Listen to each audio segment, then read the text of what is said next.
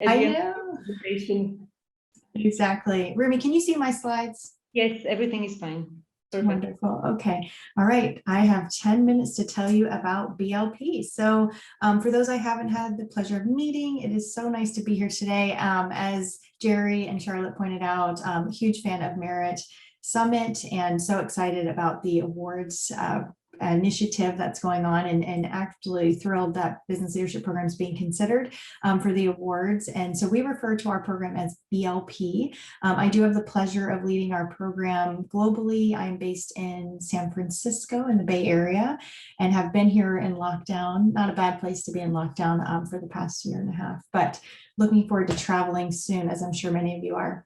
So the business leadership program, let me just give you a quick overview. Our rotational program has been around since 2013. So we are definitely, we have some years on us at this point and have seen amazing growth and impact from the program that it was designed, rotational program that had been designed by my predecessor. We are based across 3 different locations in 2 countries.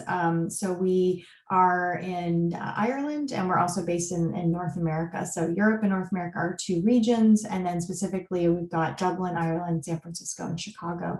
And annually we bring in about 100 early career professionals every year who just graduate from university and are looking to start their career within sales.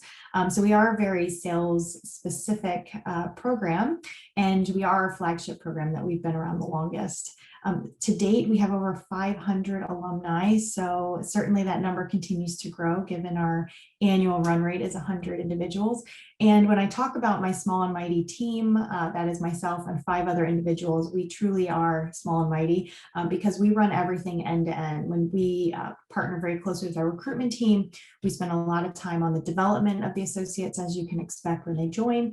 We place them into their long-term roles when they're done with the rotations. We also have a hand in our sales internship program. And of course, we'd be nothing without our alumni. So we do a lot of alumni engagement efforts as well. So that's a bit about the program. Just in terms of the objectives, we've always been focusing on developing leadership tenets. So it is a leadership program. So we leverage Korn Ferry competencies, for those that are familiar, to focus on a blended learning approach. Rotational base model is what our primary focus is. And I'm a huge fan. I think rotations really offer a range of experience for someone to grow. And we offer a lot of peer-to-peer learning and cohort-based mentoring. So this is, kind of over the years, what we've seen is just incredible impact. We have 6 times return on our investment. When we look at the diversity of our talent, we bring in more than the average across the board. Our belonging scores, our associates always rate very highly in the way that they feel and that they feel like they belong. We outperform. So we're in sales. We have the luxury. We can look at quota attainment, and then our engagement metrics are usually off the chart. So coming into COVID, it was a very well-run program where we had, very specific rotations, and it was the same path for every associate. No matter what you did, these were the 3 stops along the way. But what we realized during COVID was there needed to be a reevaluation of what the future world would look like and what those skills would be. And of course, we as a company were reimagining how we were going to continue to evolve, and our business needs continued to change. So we did put a hold and delayed our cohorts. We gave ourselves 6 to I believe it was 9 months just to get through, some of the bigger parts of the pandemic. And during that time, this is when my team and I would have really sat down and assessed what are the global roles, what are the needs of the future, examining our impact, thinking about flexibility. We often talk about, the future is flexibility, as our chief people officer says. So we wanted to figure out how can we inject more flexibility into our program, since the historical program went, in the same linear direction. And as I mentioned, we are very much skills first focused. And so what we did was we really not only looked at what roles would be available in the future and where our talent typically moved, but we did a lot of interviews internally, interviewing our alumni, our hiring managers, looked at the external landscape, as you can imagine, and really started to wonder and get curious around what those skills would look like, and then back that into what rotations could offer the associates the best way to develop those skills.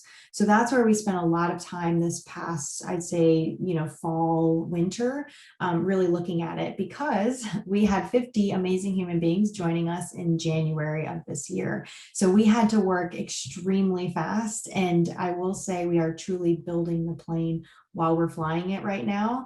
And so what we ended up realizing were some of the core skills, and especially for LinkedIn and in our roles, were having a data-driven approach, being able to tell a story with data. So analytics was going to be very important moving forward in our future. Understanding our product suite for supporting the customer, understanding the operations, and then specifically on the skills of project management, we looked at stakeholder management, communications, as well as programming and time management. And so there's a lot of skills that go into what these buckets are shown on the screen. But we've really doubled down and continued to emphasize, not only are we focusing on these leadership tenets, but no matter what rotation you do in the future, we'll make sure you get these core skills. So we came up with this idea of, why have one pathway when you could have four? And, how we came up with these four were, as I mentioned, where the associates had been in the past, where there were roles and career paths in the future.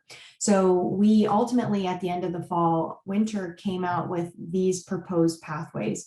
One for our SaaS business and our media sales. We have non-quota roles as well as sales analytics. So these were just for us as a business where we saw the biggest bulk of opportunities for our talent in the future. So as I said, we took that and reimagined what rotations would look like. And so here's kind of a little bit of a sneak peek of what our road looks like ahead and where we're at. Ultimately what we've done since January on the left, we've welcomed our associates in, had them in the same rotations, and essentially set them off on a different pathway experience depending on their interests. And so kind of like university, when you select your major, we ultimately see the electives become more specialized. And that's what we've done here. Depending on where our associates go, we customize their experience and rotations. So we're just at this June point here. As you can see, we're about to welcome our next set of amazing associates. We have 54 coming in July.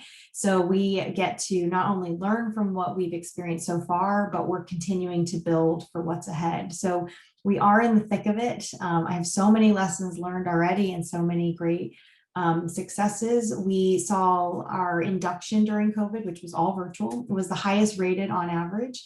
We have seen absolutely amazing belonging scores and support scores. So we know we can make it work in virtual. And of course, we've pivoted all of our content, but now we're reassessing what does it look like when we come back to the office. So we're definitely trying to hold a bit of a hybrid model. So in summary, just wanted to highlight that, our 18-month experience has now been transformed into these 4 new pathways. Now we have 16 rotations. So our world has gotten very complex and very interesting by the day. And the skills of the future is really where we're focusing. Right now, my team and I are thinking a lot about measurement. So how do we continue to measure the impact of the program experience, similar to the same results we would have received before the pandemic? We want to make sure the program stays as strong while offering that flexibility. So lots of great lessons I'd love to share and answer any questions that folks have. But I think this was really a testament to our leadership really believing and investing in our early career talent through the pandemic. And I will say the silver lining of giving us a chance to reimagine what could be was a blessing in disguise from all that we've experienced.